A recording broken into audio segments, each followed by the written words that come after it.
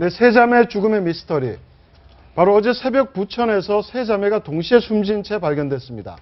유서는 있지만 왜 죽었는지, 그 사인이 뭔지에 대해서 굉장히 엇갈리는 얘기가 나오고 있는데요. 예. 일각에서 미스테리라고도 하는데 예. 어떤 내용입니까? 왜 자꾸 미스테리라는 얘기가 나오는 거죠? 그러니까 어제 새벽 부천에서 이제 네. 세 자매가 동시에 숨진 채 발견됐는데요. 네. 사실 이 세 자매가 이제 자살한 거로 할 수도 있는데 갑자기 뭐 쿵 하는 소리가 들려서 나와 보니까 두 자매가 떨어져서 뭐 사망에 있었다라는 것이고 어머니가 그때 거실에서 자고 있었다라는 거 아닙니까? 네네. 그런 다음에 이 주택이 2억 3천만 원 정도이고 특별한 빚이 없었습니다. 네. 그러니까 생활이 공공했던 것도 아니고 쉽게 말하면 자살을 할 만한 정도로 이렇게 세 자매가 함께 자살할 만한 동기가 좀 부족한 면이 있어서 이게 타살인지 아니면 자살이라면 어떤 사연이 있는 건지 의혹을 불러일으키고 있는 거죠. 네, 저희가 이 세 자매가 숨진 부천의 아파트 12층이라고 하는데 그 단면을 한번 일간지에서 이제 좀 채취를 했거든요.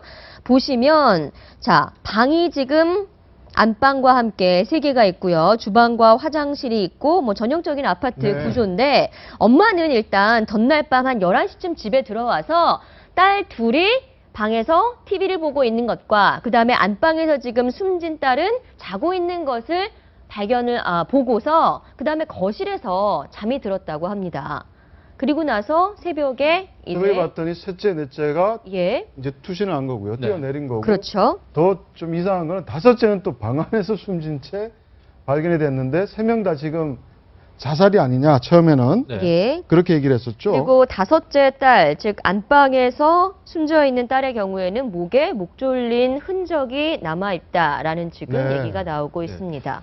이제 네, 말씀하시죠. 가족이 딸 자매라고 합니다. 네. 그러니까 5명의 딸이 있고요. 그 첫째 딸과 둘째 딸은 이제 결혼을 해서 출가한 상태고 나머지 세 딸과 살고 있는데 최초의 사건 났을 때 이제 사회부 기자들이 가서 전형적인 생활고 비난으로 봐서 기초생활수급자를 찾아봤더니 기초생활수급자 대상이 아니라는 겁니다. 그래서 이제 아파트 등기부등본을 떼보니까 깨끗한, 그러니까 뭐 한 네. 2억 3천에서 2억 5천 정도 하는데 아파트에도 뭐 채권 채무가 없고요. 전혀 없고요. 예, 거기서부터 이제 추적해봤더니 이제 오늘 나온 뉴스는 방에서 일단 숨진 채 발견됐던 그 29살 막내딸 같은 경우에 목에서 지금 이제 이 목조를 흔적이 발견되고 있어서 아 이게 아주 뭐 전형적인 생활고 비난의 자살 사건에서 또 다른 이제 미스테리로 지금 넘어가고 있는 그 그런. 생활고를 처음에 의심을 했던 것은 실직을 했기 때문이죠. 예, 단 한 가지 네. 이유가 될 수 있는 게 바로 그 세 자매의 실직인 거죠. 공교롭게도 세 자매가 지난 2월 정도에 네. 모두 다 이제 뭐 격차 시간을 두고 좀 실직을 했다고 합니다.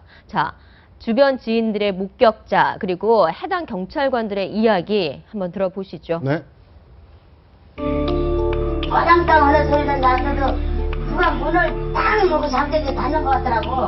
근데 조금씩 있다 또 소리가 나대요. 그런 말은 안 해봤어요. 화목했던 것 같아요. 최근에 2월 초 일찍이라고 너무 오래 갔는데 부모님 항상 하고 실직한 지가 한 2달 정도 되는데 네. 이 2달간의 실직 생활 때문에 이렇게 극단적인 선택을 했다고 보기에는 좀 미심쩍은 구석이 많고요. 실제 어머니도 국가수에 부검을 의뢰한 상태입니다. 근데 실제로 이게 자살한 사건들을 이렇게 보면은 그 자살을 오랫동안 계획을 해서 아주 치밀하게 그 시행하는 경우는 오히려 드물고 순간적으로 음주 상태라든가 아니면 분노한 상태에서 순간적으로 자살하는 경우도 상당히 많거든요.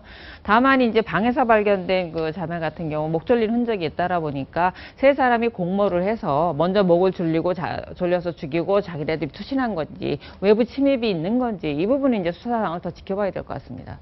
네, 근데 생활고에 시달리다가 이런 극단적인 선택을 하는 가족들이 이런 비극을 막기 위해서 송파세모녀법이라고 예. 통과가 되는데 어떻습니까? 이게 지금 잘 시행이 되고 있나요? 어떻습니까? 그 법이 이제 여론이 한창 들끓을 땐 법이 만들어지고 이제 부랴부랴 가다가 국회의원들께서도 너무 바쁘고 법이 만들어진 다음에 실질이 그것이 시행되려면 시행령이 제정이 돼야 되고 공무원한테 구체적인 지침이 내려가야 되는데요. 현재로서는 실질적으로 이렇게 도움을 받을 수 있는 서민층까지 다다르진 못한 것 같고 현재 이 세 자매가 이거 지금 사망한 사건에서도 보면 빚이 없고 2억 3천이라는 주택이 있습니다. 이런 재산을 소유하게 되면 실제로 그 법의 혜택을 보기는 어렵다는 거죠. 그래서 그런 옥석을 공무원이 이렇게 선별하기도 굉장히 어려운 상태이고 해서 실질적으로 혜택을 보는 데까지 시간이 좀 걸릴 것 같습니다. 시행령도 아직 마련되어 있지 않고 그러니까 조금 기다려 봐야 되겠다. 네네. 네. 국회의원들이 좀 열심히 일을 했으면 하는 바람이 있습니다. 네.